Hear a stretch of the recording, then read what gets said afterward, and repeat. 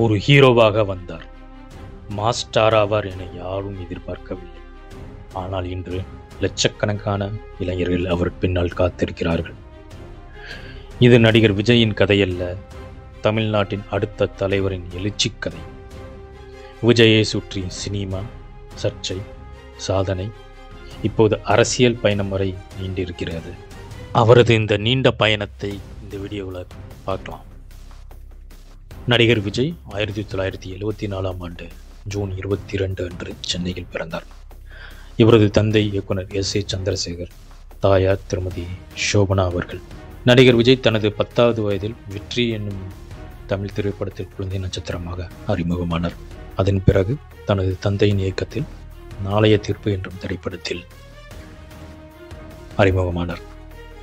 அந்த திரைப்படத்தில் அவருக்கு கடும் விமர்சனங்கள் எழுந்தன. ஆனால் விஜய் கொஞ்சமும் தளரவில்லை.